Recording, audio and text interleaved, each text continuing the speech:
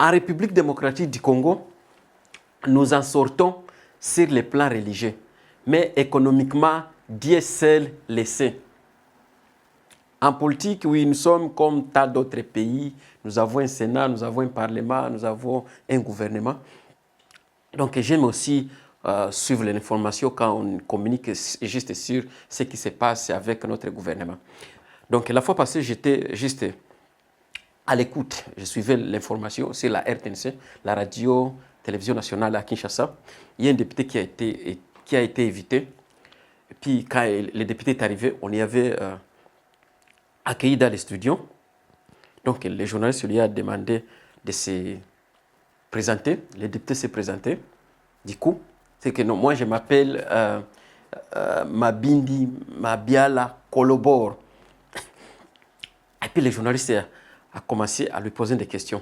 La première question dont le journaliste lui avait posée, c'était juste de savoir les députés nationaux gagnent combien au Congo.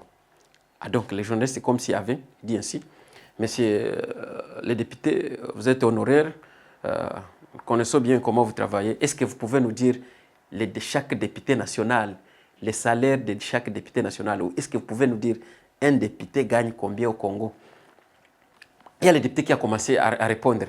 Non, vous savez que nous sommes un grand pays, oui, nous avons 9 voisins, nous parlons français, nous avons, parmi nos voisins notamment, il y a le Rwanda, il y a la Zambie, il y a l'Angola, il y a l'Ouganda, il y a le Congo-Brazzaville, il y a la République centrafricaine, et l'autre là, n'est plus notre voisin, mais quand même nous avons 26 provinces, nous avons 26 gouverneurs, et nous avons quand même 26 gouvernorats, donc chaque gouverneur occupe chaque gouvernorat. Vous savez que quand même nous avons une population au moins de 120 millions d'habitants. Oui, nous ne sommes pas comme la France, mais on peut quand même nous comparer peut-être aux Chinois. Vous savez que la Chine aussi, c'est un grand pays qui a aussi tant de députés. Et donc, oui, c'est comme ça. Non, les journalistes, non, messieurs les députés, non, les Congolais seulement veulent savoir, vous attaquez député, quel est votre salaire? Vous gagnez combien par mois? Non, vous savez que bon, souvent, le gouvernement passé n'a pas pu tout laisser, n'a pas pu tout élaborer ou éclaircir.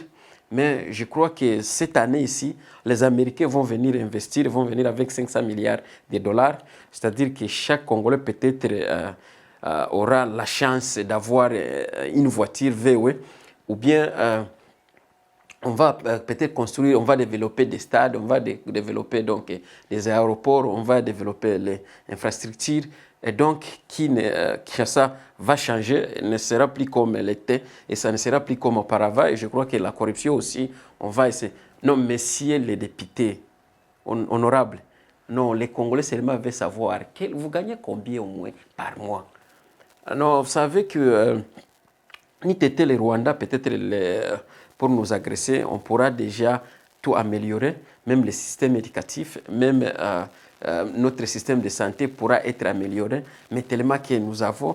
Et vous connaissez que même si on n'améliore pas, mais quand même, le chef de l'État est en train de travailler midi au soir, nuit et journée, juste pour améliorer la condition de vie des Congolais. Vous savez que donc, le slogan de notre pays, c'est juste le peuple d'abord. Alors, le peuple ne gagne vraiment beaucoup, mais non, messieurs honorables, vous gagnez combien au moins?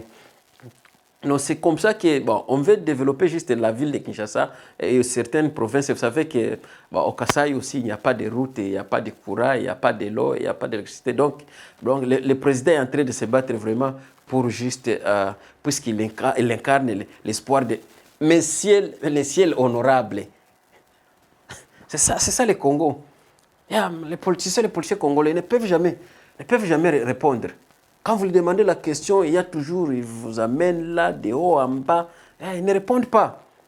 À tel point, vous serez fatigué et laissez la question. C'est ça le Congo. Et ce n'est pas seulement les députés du gouvernement actuel. Même les députés passés, c'était la même chose. Parce que la politique, pour faire la politique au Congo, ce n'est pas facile. C'est difficile de faire la politique au Congo. Vous savez qu'à un moment donné, Kabila était venu bon et Satan. Quand l'économie est stable, Kabila était bon. Lorsque l'économie était stable, un peu instable, Kabila devient Satan. Ça, il y avait toujours à blâmer, il y avait toujours. C'est Kabila toujours. Quand quelqu'un a un problème dans le foyer, c'était toujours Kabila. Quand il faisait chaud à Kinshasa, non, c'est Kabila. Lorsqu'il pleut beaucoup à Kinshasa, non, c'est Kabila. Quand les léopards échouent, c'est Kabila. Oui, c'était Kabila. Si quelque chose ne va pas, c'est Kabila. Kabila était venu, donc mauvais, était venu s'attaquer à Kinshasa. Et c'est ça la politique. Si l'agriculture n'est pas développée, c'est Kabila.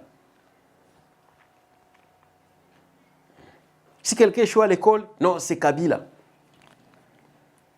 Si l'enseignant gifle l'enfant, l'élève à l'école, non, c'est Kabila qui les a dit. Toutes choses étaient Kabila. C'était Kabila. Tu en parlais, non, c'est Kabila. Si quelqu'un fait une erreur, non, c'est Kabila. À un moment donné, on a tout refusé à Kabila. Quand Kabila veut, non, vous savez que je suis congolais. Non, toi tu n'es pas congolais, tu es rwandais. Quand Kabila nous présente son fils, non, il n'est pas ton fils. C'est le fils de quelqu'un. Quand Kabila vient, il montre sa maman. Non, ce n'est pas sa maman. C'est la maman de quelqu'un. Quand Kabila nous montre sa maison dont il a construit, non, ce n'est pas sa maison, c'est la maison de quelqu'un. Ça fait la politique au Congo, il faut être très fort. Tout ça peut la prendre aux Congolais.